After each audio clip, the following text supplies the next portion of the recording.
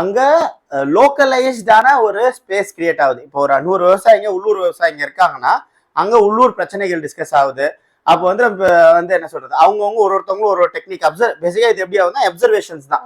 ஒருத்தவங்களும் அவங்களோட அப்சர்வேஷன் சொல்றாங்க. 10 பேரோட அப்சர்வேஷன் ஒருங்கிணைக்கிறப்ப அதுதான் வந்து லோக்கல் நாலேஜா உருவாகுது, உள்ளூர் அறிவா உருவாகுது. ஸோ இப்போ இந்த உள்ளூர் அறிவுன்றது எங்கேயோலாம் இல்லை, இந்த மாதிரி 10 பேர் ஒருங்கிணைந்து இப்படிதான் எவால்வ் ஆயிருக்கு. ஸோ அந்த லோக்கல் நாலேஜோட ரெபாசிட்டரியா இந்த மீட்டிங்ஸ் இருக்கு. ஸோ அதுல வர விவசாயிகளுக்கு இயற்கை விவசாயத்துக்கு மாறணுமா இருந்தாலும் சரி, இது இயற்கை விவசாயம் மட்டும் இல்லை, எளிமையான விவசாயம்னு சொல்லலாம், இல்லாட்டி வந்து நான் இண்டஸ்ட்ரியல் ஃபார்மிங் கூட சொல்லலாம், ரசாயன உரங்கள் இல்லாம அந்த மாதிரி எப்படி எடுத்துட்டு போகணும் அப்படின்றது ஒரு லோக்கல் இதுக்கான ஸ்பேஸ்க்கு வருது. ஸோ இன்னொன்று வந்து என்ன ஆகுதுன்னா, அடுத்த கட்டமா என்ன ஆகுதுன்னா, இவங்க வந்து ஒருங்கிணைக்கிறப்போ ஒருத்தவங்க பிரச்சனைகள் பத்தி பேசுறாங்க, அதை தீர்வுகள் நோக்கி நகர்றாங்க. அப்போ வந்து local economy and local livelihood சார்ந்த வேலைகள் நடக்குது.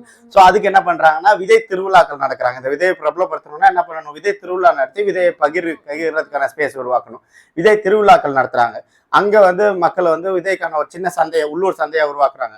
அதுக்கப்புறம் விற்பனை பொருட்கள் இருக்கா, அதை வந்து நுகர்வோருக்கு எடுத்துட்டு போறதுக்கான ஒரு முயற்சி எடுக்கிறாங்க. அதை பத்தினா நஞ்சில்லா உணவுக்கான ஒரு கேம்பெயின் எடுத்துட்டு போயிட்டு உள்ளூர் சந்தைகள் உருவாக்குறாங்க.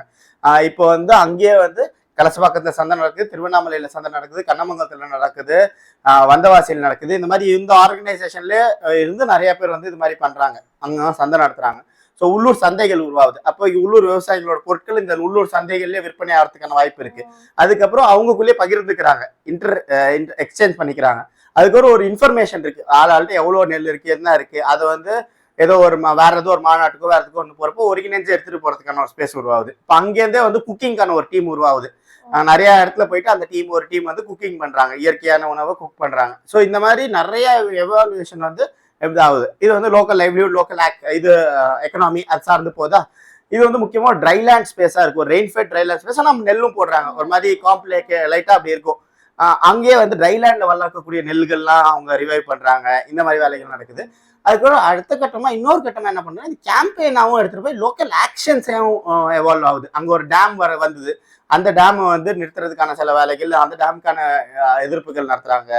ஜிஎம்ஓ, ஜெனட்டிக்லி மாடிஃபைடு ஆர்கனிசம், அது அந்த விதைகள் வருதுன்னா மொதல் இடத்துல இப்போ நம்ம வந்து அந்த மாதிரி விதைகள் வருது இல்லை ஏதாவது சொல்லணும்னா நம்ம போராட்டமோ இல்லை ஏதோ ஒன்று பண்ணணும்னு சொன்னோம்னா மொதல் இடமா திருவண்ணாமலையில நடக்குது.